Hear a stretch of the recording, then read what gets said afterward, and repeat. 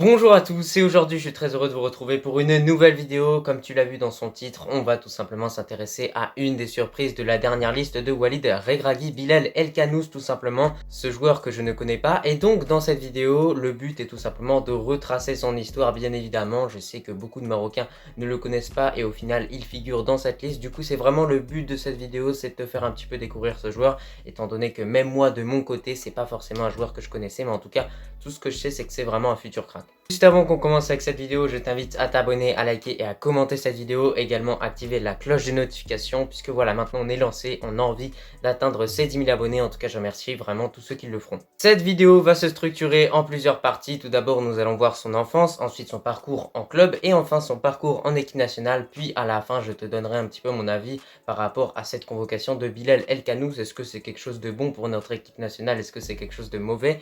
Puis en tout cas, on va voir tout ça. Tout d'abord, pour son enfance, Bilal El Khanous est né le 10 mai 2004 à Strombeek-Wever, puis ensuite il a vraiment grandi du côté de Vilvoorde en Belgique flamande tout simplement, donc pendant plusieurs années. Au niveau de ses parents, son père est toiturier et de l'autre côté sa mère a plusieurs sociétés de nettoyage à Bruxelles. Puis enfin, pour finir avec sa famille, il a un grand frère qui se nomme tout simplement Azedine. Au niveau de son éducation, c'est un petit peu délicat pour Bilal El Khanous parce que d'un côté il est francophone, de l'autre il est néerlandais, mais ça n'a pas vraiment d'impact sur la passion qu'il porte pour le football.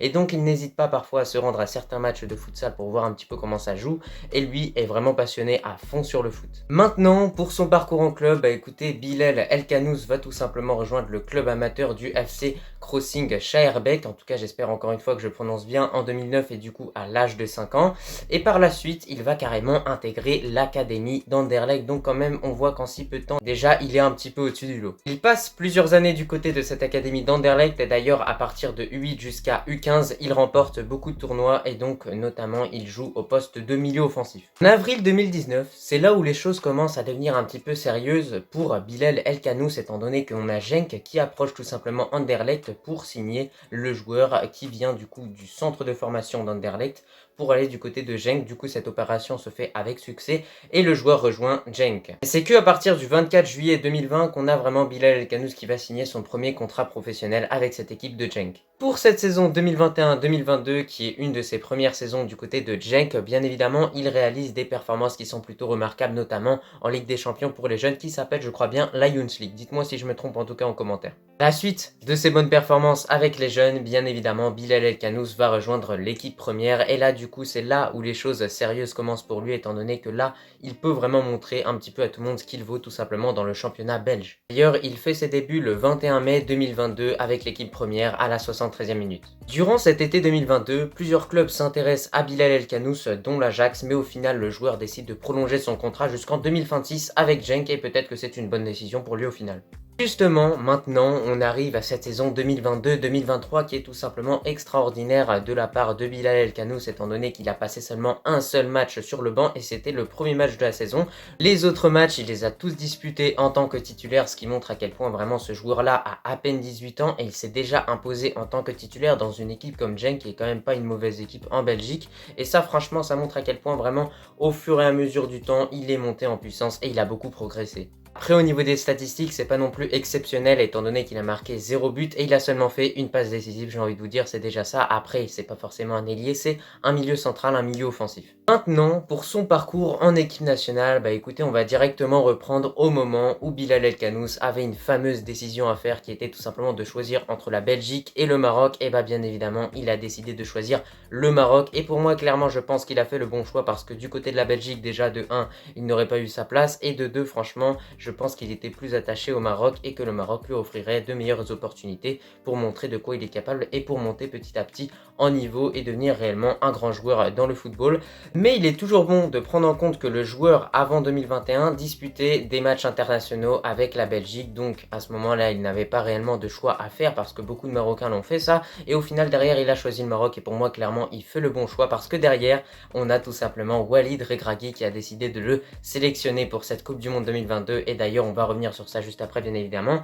Et avant ça d'ailleurs il a été convoqué avec le Maroc pour préparer la CHAN 2023. Et écoutez, maintenant dans cette vidéo on arrive au fameux moment où je vous donne tout simplement mon avis vis-à-vis de ce joueur-là. N'hésitez pas à donner le vôtre en commentaire. Bah écoutez, tout d'abord, première chose que j'ai à dire sur ce joueur, c'est un joueur que je ne connaissais pas.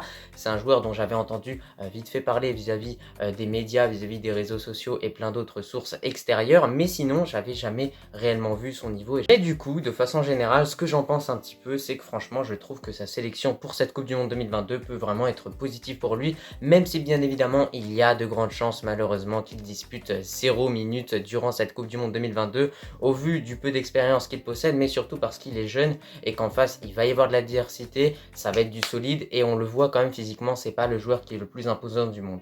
Maintenant, avec un rôle de super sub un petit peu comme Abdé, il peut toujours nous apporter quelque chose dans certains matchs, donc pourquoi pas le garder sur le côté et voir un petit peu ce que ça peut donner, mais moi je pense pas qu'il sera titulaire, hein. Je pense que ça c'est carrément logique et que tous les Marocains sont d'accord là-dessus. Je vous le répète encore une fois, mais je vous incite vraiment à donner votre avis en commentaire par rapport à El Khanous. Moi je pense que ça peut être positif pour lui, franchement ça peut lui apporter vraiment beaucoup d'expérience cette Coupe du Monde 2022, puis surtout j'ai hâte de voir ce que ça peut un petit peu donner sur certains matchs, s'il peut entrer en cours de jeu, si le Maroc mène dans certains matchs, ça pourrait peut-être apporter un peu plus de fraîcheur sur le terrain par rapport à d'autres joueurs qui commencent à prendre de l'âge comme Belhanda ou comme Fajr qui n'ont pas d'ailleurs été sélectionnés et qui doivent trouver ça sûrement honteux parce que El Khanous compte 0 sélection avec le Maroc en équipe première, mais ça n'empêche pas que voilà quand même, Walid Regragui a fait des choix vraiment forts, il assume totalement ses choix, il l'a dit, il y aura des déçus quoi qu'il arrive, donc au bout d'un moment il faut faire des choix et peut-être que ce choix là n'est pas un choix anodin et que c'est vraiment un choix qui est réfléchi. Moi je pense qu'ils ont beaucoup parlé avec leur staff pour savoir quoi faire. Après voilà, de façon générale, j'ai hâte de voir ce que ça va donner un petit peu pour Bilal El Khanous. Je sais pas ce que vous en pensez et encore une fois, je vous redirige vers les commentaires pour me donner un petit peu votre avis. D'ailleurs, si vous voulez parler avec moi, n'hésitez pas à m'ajouter sur Insta. Mon Insta est très simple, c'est tout simplement L-Rockma et tu me trouveras directement. Mais voilà, le principal point positif de sa sélection est tout simplement qu'il peut prendre vraiment de l'expérience avec des joueurs comme Amrabat, avec Capitaine Saïs, avec également Hakim Ziyech. J'ai vu d'ailleurs une publication sur Insta où on voyait tout simplement Ziyech aux côtés de El Khanous et je trouve cette publication magnifique étant donné que c'est vraiment un rêve qui devient réalité pour ce joueur-là. Écoutez, c'était tout pour cette vidéo, tu l'as vu, on a vraiment retracé l'histoire de Bilal El Khanous. En tout cas, j'espère que ça t'a plu et je te remercie si tu as regardé cette vidéo dans son entièreté et je te dis à la prochaine.